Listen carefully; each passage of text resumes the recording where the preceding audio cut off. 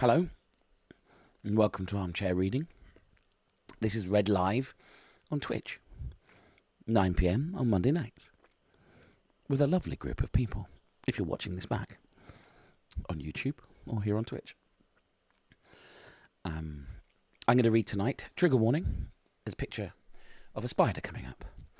Here it comes, from Night Terrors, the ghost stories of E.F. Benson. The spider has gone. Tonight I'm going to read Gavon's Eve.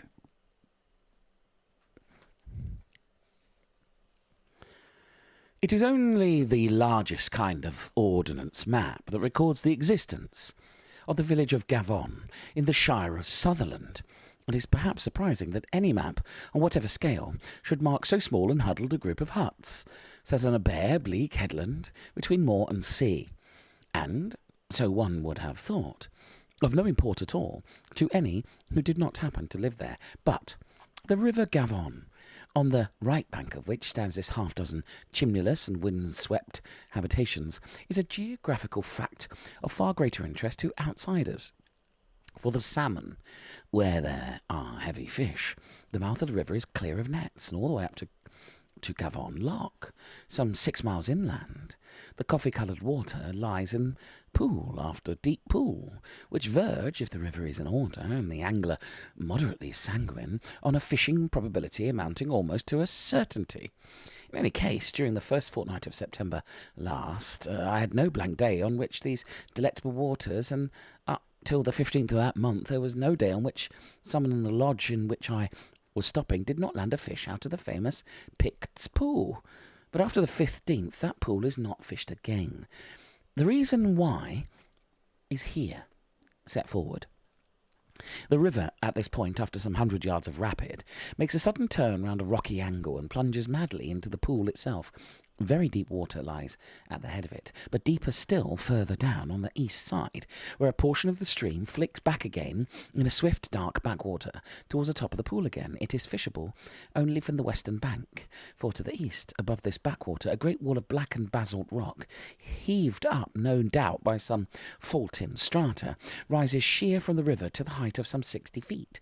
It is, in fact, nearly precipitous on both sides, heavily serrated at the top, and of so curious a thinness that at about the middle of it, where a fissure breaks its topmost edge, and some 20 feet from the top, there exists a long hole, a sort of lancet window, one would say, right through the rock, so that the slit of daylight can be seen through it.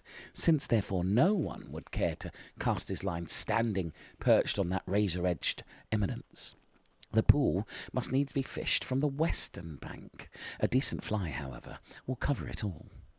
It is on the western bank that there stand the remains of which gave its title to the pool, namely the ruins of a Pict castle, built out of rough and scarcely hewn masonry, unmortared, but on a certain large and impressive scale, and in a very well-preserved condition, considering its immense antiquity. It is circular in shape, and measures some 20 yards of diameter in its internal span.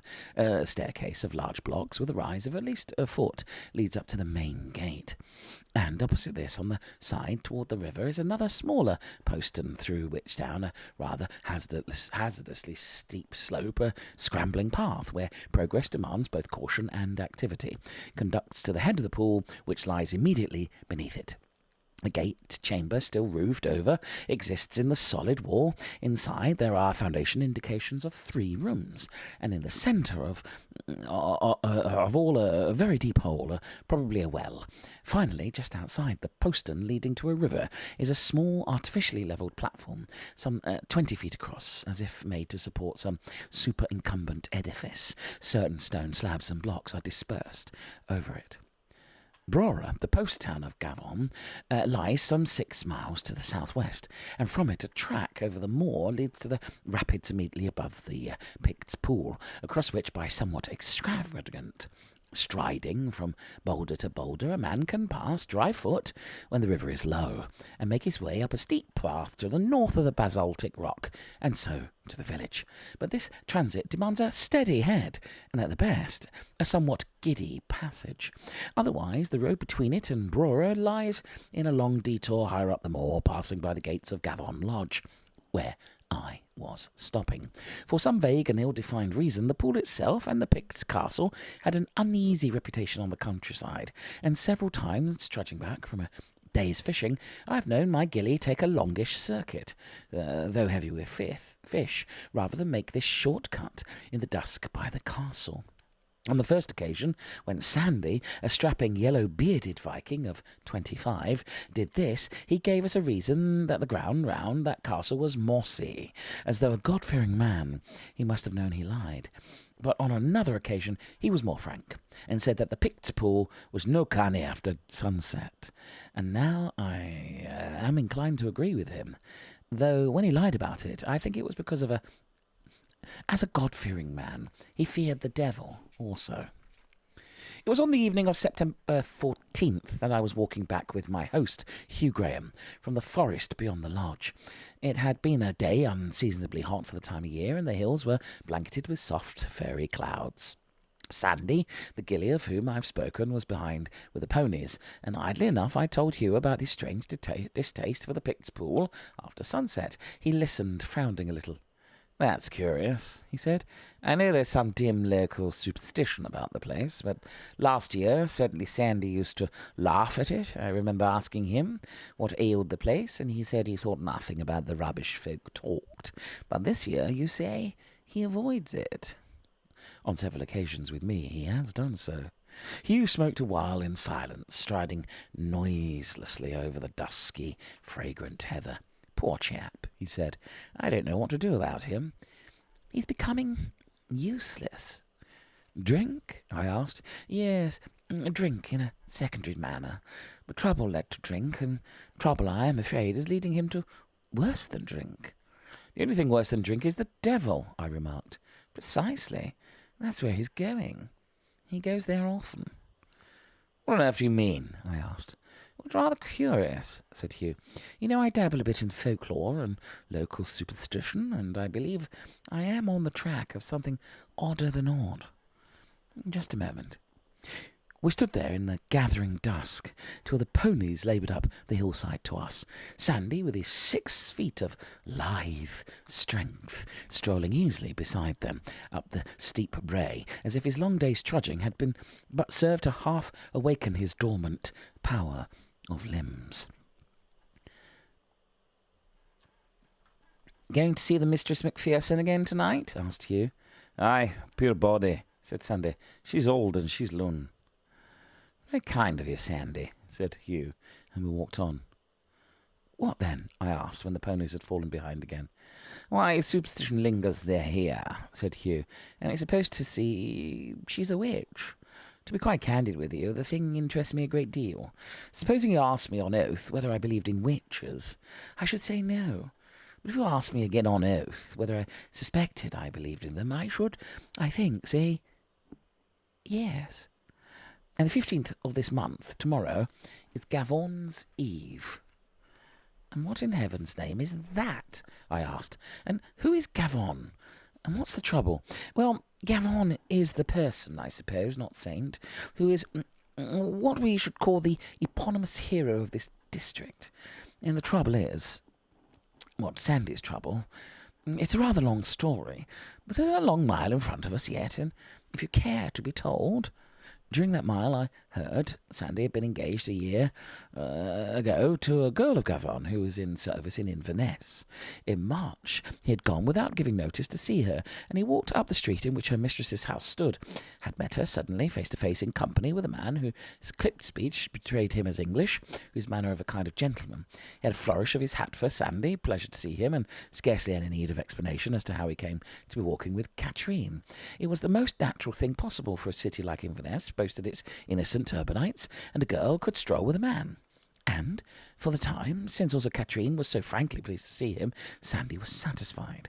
But after his return to Gavon, suspicion, fungus-like, grew rank in his mind, with the result that a month ago he had, with infinite pains and blottings, written a letter to Katrine, urging her return and immediate marriage. Thereafter, it was known that she had left Inverness. It was known that she had arrived by train at Brora. From Brora, she had started to walk across the moor by the path leading just above Pict's castle. crossing the rapids to Gavon, leaving her box to be sent by the carrier. But at Gavon, she'd never arrived. Also, it was said, although it was a hot afternoon, she wore a big cloak. By this time, we'd come to the lodge, the lights of which showed dim and blurred through the thick hill mists that had streamed sullenly down from the higher ground. "And the rest," said Hugh, "which is as fantastic as this is sober fact, I will tell you later." Now, a fruit-bearing determination to go to bed is, to my mind, as difficult to ripen as a fruit-bearing determination to get up, and in spite of our long day, I was glad when Hugh, the rest of the men, having yawned themselves out of the smoking-room, came back from the hospitable dispensing of bedroom candlesticks with a briskness that denoted that, as far as he was concerned, the distressing determination was not imminent. "As regards Sandy?" I suggested. "I was also thinking of that," he said. "Well, Katrine Gordon left Rorham and never arrived here. That is fact. Now, for what remains. Have you any remembrance of a woman always alone walking about the moor by the loch? I think I once called your attention to her." "Yes, I remember," I said. "Not Katrine, surely. A very old woman, awful to look at. Moustache, whiskers, and muttering to herself. Always looking at the ground, too." "Yes, that is she. Not Katrine. Katrine, my word, a May morning. But the other, it is Mrs. Macpherson, reputed witch. Well, Sandy trudges there a mile or more away every night to see her. You know Sandy, Adonis of the north. Now, can you account by any natural explanation for that fact? That he goes off, after a long day, to see an old hag in the hills?" "It would seem unlikely," said I. "Unlikely? Well, yes, unlikely." Hugh got up from his chair and crossed the room to where a bookcase of rather fusty-looking volumes stood between the windows. He took a small Morocco-backed book from a top shelf. "Superstitions of Sutherlandshire," he said, as he handed it to me. "Turn to page 128 and read."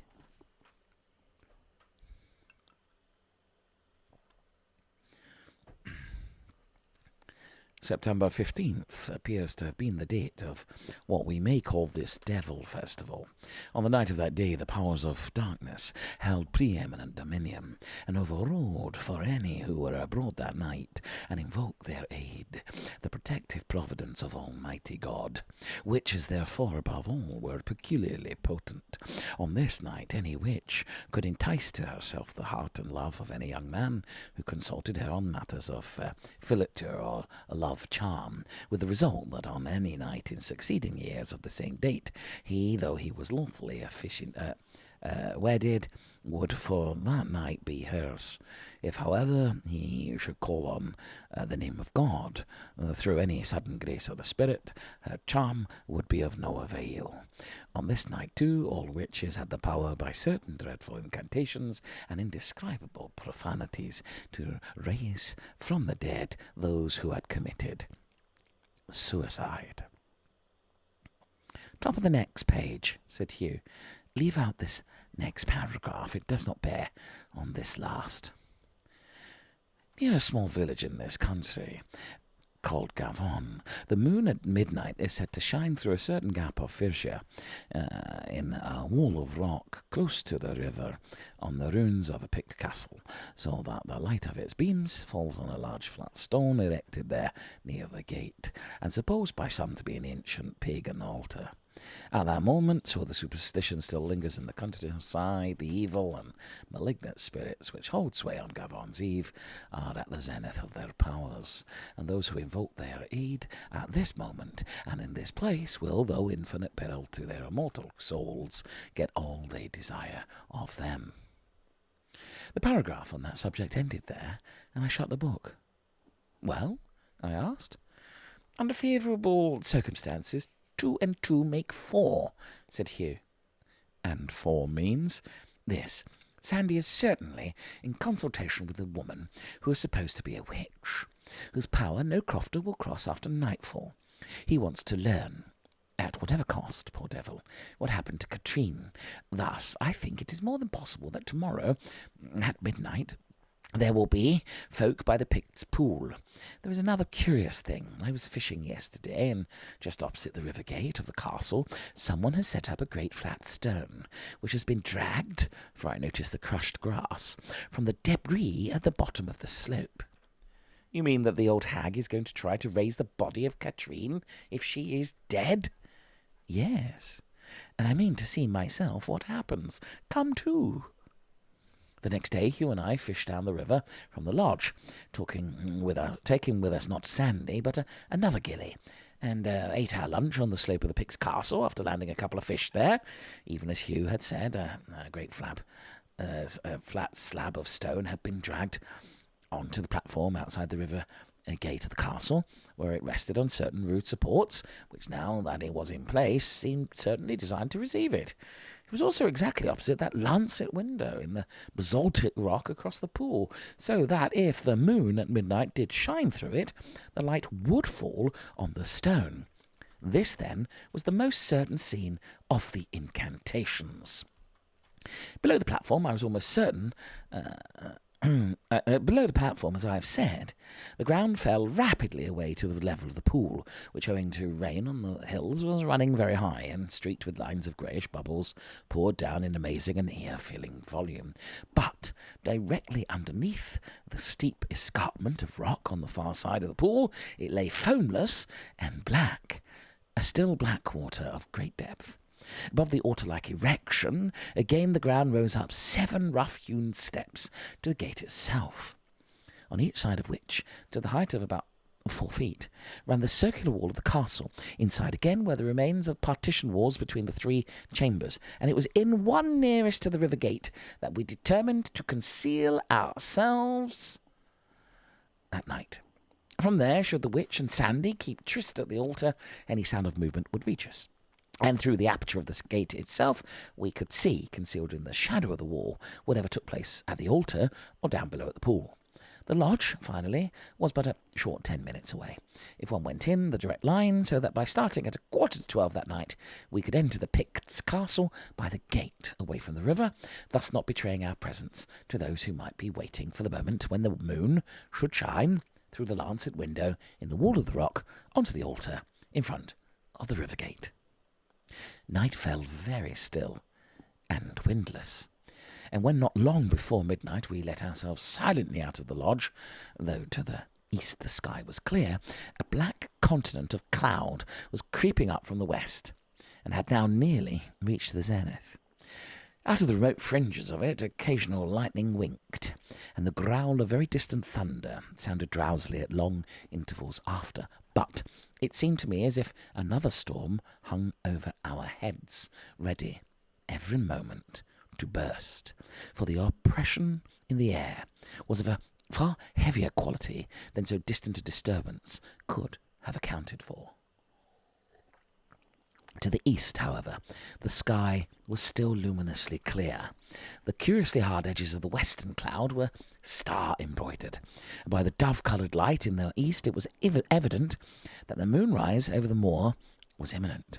And though I did not in my heart believe that our expedition would end in anything but yawns, I was conscious of an extreme tension and rawness of nerves, which I set down to the thunder-charged air.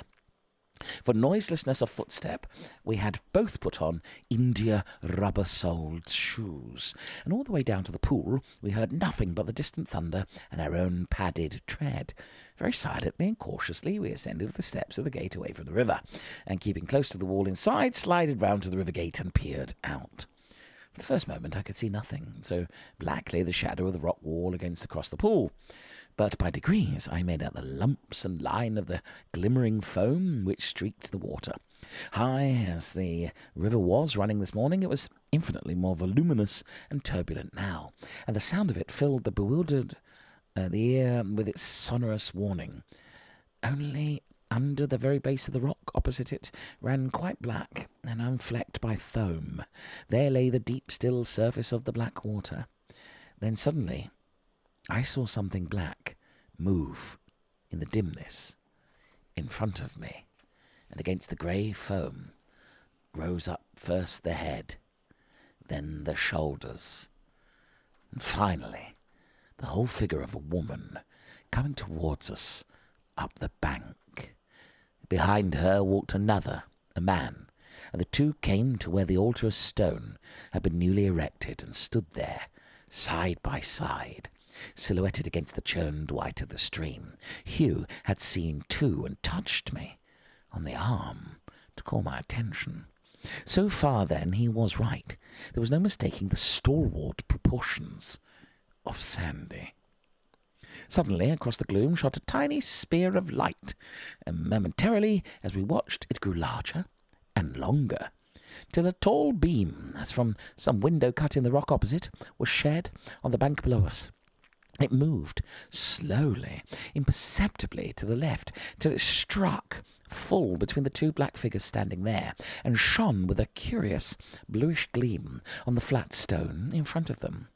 Then the roar of the river was suddenly overscored by a dreadful screaming voice, the voice of a woman, and from her side her arms shot up and out in the invocation of some power. At first I could catch none of the words, but soon from repetition they began to convey an intelligible message to my brain, and I was listening, as in paralytic horror of nightmare, to a bellowing of the most hideous and unnameable profanity.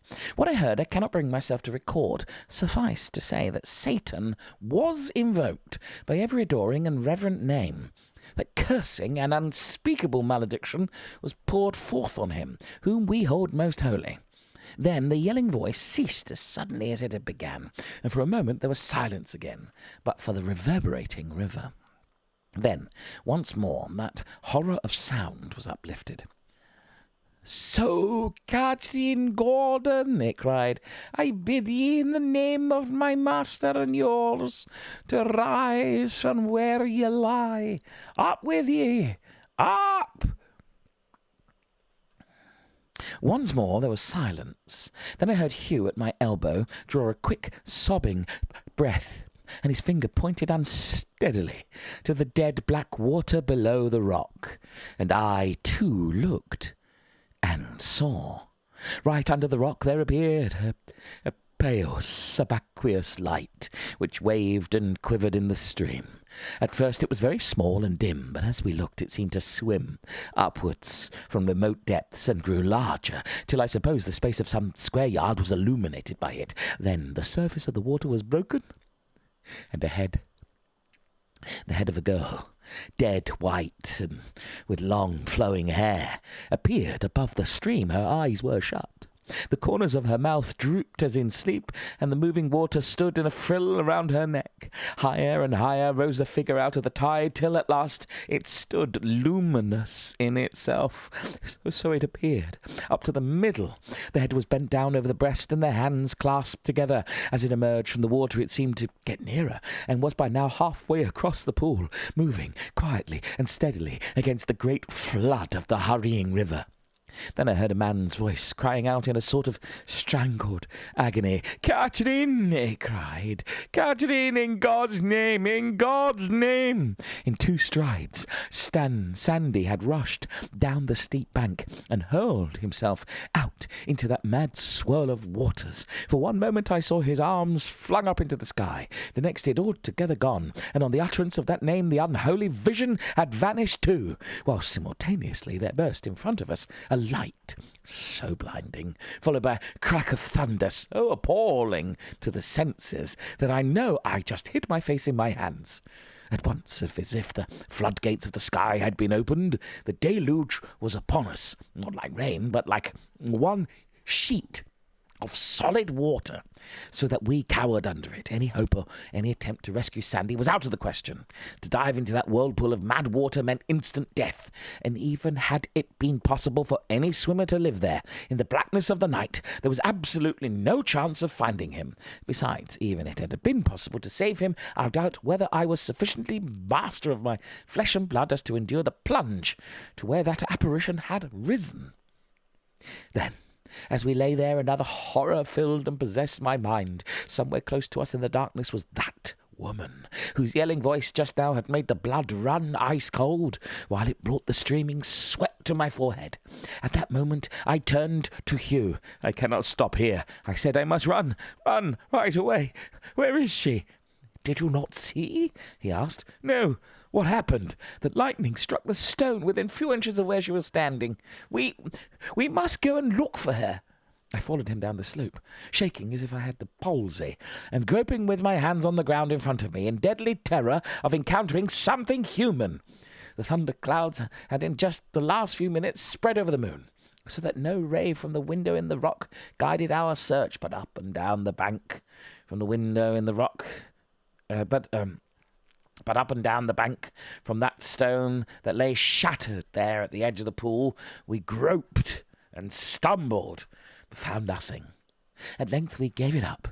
It seemed morally certain that she, too, had rolled down the bank after the lightning stroke, and lay somewhere deep in the pool, from which she had called the dead. None fished the pool the next day, but men with drag nets came from Brora. Right under the rock in the backwater lay 2 bodies, close together. Sandy and the dead girl. Of the other, they found nothing. It would seem, then, that Katrine Gordon, in answer to Sandy's letter, left Inverness in heavy trouble. What happened afterwards can only be conjectured, but it seems likely she took the short-cut to Gavon, meaning to cross the river on the boulders above the picked pool. But whether she slipped accidentally in her passage, and so was drawn down by the hungry water, or whether, unable to face the future, she had thrown herself into the pool, we can only guess. In any case, they sleep together now, in the bleak, wind-swept graveyard at Brora, in obedience to the inscrutable designs of God.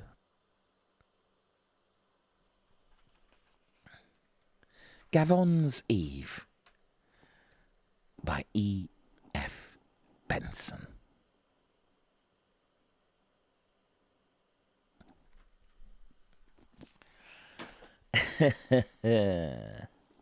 Yeah, the accents were a bit dodge. Apologies.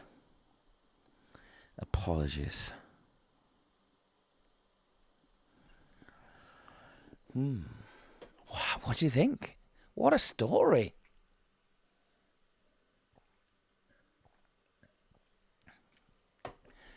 I've got to say,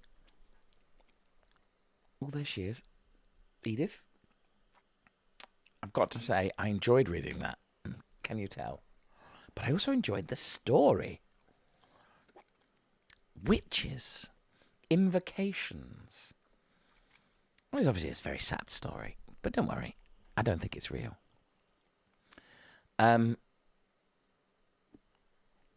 Corpses rising out of the bubbling moonlit waters. 2 dead bodies, not 3.